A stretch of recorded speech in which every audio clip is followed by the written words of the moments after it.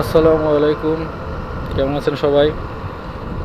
অনেক দিন পর আবার চলে আসলাম আপনাদের মাঝে। শীতের সকাল, আলহামদুলিল্লাহ অনেক সুন্দর শীত পড়েছে।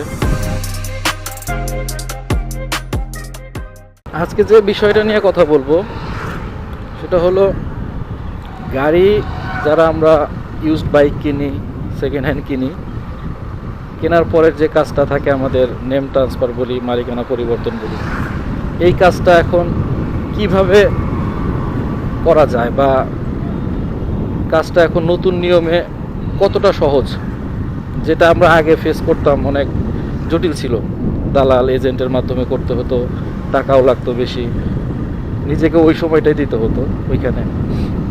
এখন এই ব্যাপারটা চেঞ্জ হয়ে গেছে অলরেডি। সরকার থেকে সিস্টেমটা অনেকটা চেঞ্জ করছে, অনলাইনেই সব কাজ করতে হয়। তো এখন ব্যাপারটা অনেক ইজি হয়ে গেছে। আপনি চাইলে এখন যে কোনো বাইক মালিকানা পরিবর্তন করতে পারবেন আপনার নিজেই, বিআরটি অফিসে নিজে গিয়ে।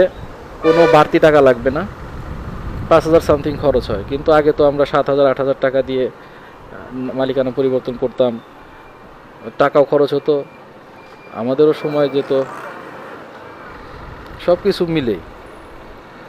এখন ব্যাপারটা কি, প্রসেসটা কি আসলে, এই বিষয়টা নিয়ে আমি আসলে কথা বলতে চাচ্ছি। আপনি যখন একটা বাইক কিনবেন, ক্রেতা এবং বিক্রেতা দুইজনে সব ডকুমেন্ট নিয়ে যাবেন বিআরটি অফিসে। ডকুমেন্টগুলো কি? বাইকের রেজিস্ট্রেশন পেপার, তারপর স্মার্ট কার্ড, ড্রাইভিং লাইসেন্স, এই জিনিসগুলো নিয়ে যাবেন। এখন যে বিক্রেতা, ওনাকে এখানে কিছু ডকুমেন্টস দিতে হবে। সেটা হলো ওনার এনআইডি কার্ড দিতে হবে, ওনার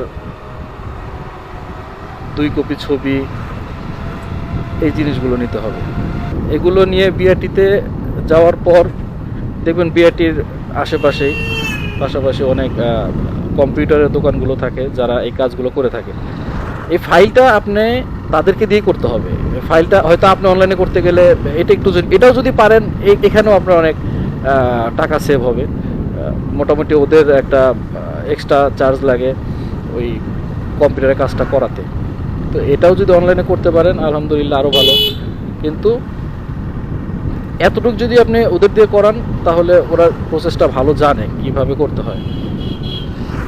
ওদেরকে সম্ভবত 1,500-1,600 টাকা এরকম একটা চার্জ ওরা নেয়, ফুল ফাইল কমপ্লিট করে দিবে। এইখানে আপনার কোনো কাজ থাকবে না, একদম বিএসপি অ্যাকাউন্ট থেকে শুরু করে সব কিছু ওরা করে দিবে। এটা করার পর আপনাকে এই ফাইলটা নিয়ে ওরা যখন সব কিছু ওকে করে দিবে, এখানে কিছু ভেরিফিকেশনের ব্যাপার আছে, আপনার ফোনে মেসেজ আসবে, এগুলো সব কিছু কমপ্লিট করে ওরা ফাইলটা করে দিবে। ফাইলের ভিতরে আপনার ইনক্লুডিং থাকবে, নোটারি করা থাকবে, তারপরে আপনি যে বাইকটা কিনেছেন ওটা একটা চুক্তিপত্র, এই ধরনের বিষয়গুলো থাকবে আর কি। এটা আপনি না বুঝলেও চলবে, কিন্তু ওরা সব ফাইলটা কমপ্লিট করে দিবে আপনাদের কাগজপত্র ডকুমেন্ট দিয়ে। এটা করার পর একদম সিম্পল। এরপরে আপনাকে ফাইলটা নিয়ে যেতে হবে। এর মাঝখানে আপনাকে ওরা বলে দিবে যে নাম ট্রান্সফারের যেই ফিটা, যেটা ব্যাংকে টাকা জমা দিতে হয়, এটা ব্যাংকে জমা দিয়ে আসলে তখন ওই ফাইলটা কমপ্লিট হয়ে যাবে। একটা মেসেজ আসবে, ফিরতি মেসেজে এগুলো কমপ্লিট হয়ে যায়। এটা একদম সিম্পল ব্যাপার। ব্যাংক ড্রাফট সম্ভবত 3,700 সামথিং এরকম মেবি। আমি মোটামুটি মাসখানেক আগে করেছি, আমার অভিজ্ঞতা থেকে যেটা সম্ভবত 3,035 বা 3700 এরকম সামথিং একটা অ্যামাউন্ট লাগে। এটা দেওয়ার পর আপনার যখন কাগজ কমপ্লিট হয়ে যাবে, ফাইলটা পাওয়ার পর প্রথমেই আপনার কাজটা হলো ফিঙ্গারপ্রিন্ট দেওয়া। যে বিক্রেতা উনি ফিঙ্গারপ্রিন্ট দিবে, উনি ফিঙ্গারপ্রিন্ট দিলে সব কিছু ঠিকঠাক থাকলে তখন এরপরে ওনারে বলে দিবে ওই রুমে একটা রুম নাম্বার বলে দিবে, ওইখানে এটা জমা দিতে। তো আপনি সেখানে জমা দিবেন। কিন্তু এখানে ইন্টারেস্টিং ব্যাপার হলো আপনি সাথে সাথেই আমরা যেটা আগে অ্যাকনলেজমেন্ট স্লিপটা পেতাম আমার ডকুমেন্ট জমা দেওয়ার পরে, আগে যেটা হতো, এখন অনলাইন সিস্টেম করার পরে এমন ব্যাপারটা হয়েছে, এখন আপনাকে অনলাইনে আপনার অ্যাকাউন্টে এটা অটোমেটিক চলে আসবে। তখন না, এটা ওই দিনই আসে। হয়তো আপনি যদি ওই দিন করেন, দেখা যাচ্ছে সন্ধ্যার সময় না হলে পরদিন সকালে এরকম এসে পড়ে। আমারটা ওই দিনে আসছিল।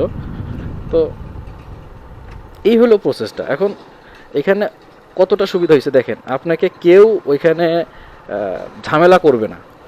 আগে যেটা হতো, আপনি নিজে নিজে করতে অনেক ঝামেলা হতো, যেটা হ্যাসেল ফেস করতে হতো, যার কারণে আপনার বিরক্ত হয়ে আমরা কি করতাম, দালাল দিয়ে করতাম। এটা একটা মানে প্র্যাকটিস হয়ে গেছিলো যে সবাই দালাল ছাড়া হয় না। তো এখন এই জিনিসটা একদম ইজি, একদম সহজ। কেউ দালালের কাছে মানে যাবেনই না, বিশেষ করে নাম ট্রান্সফারের ক্ষেত্রে এই ব্যাপারগুলোই হয়। এখন ফাইল রেডি করতে কোথাও আপনার কাছে চাইবে 2000 চাইবে, 1800 চাইবে, 1500-1600 টাকা হইলে অলরেডি ওরা করে দিবে, এতে কোনো সমস্যা নেই।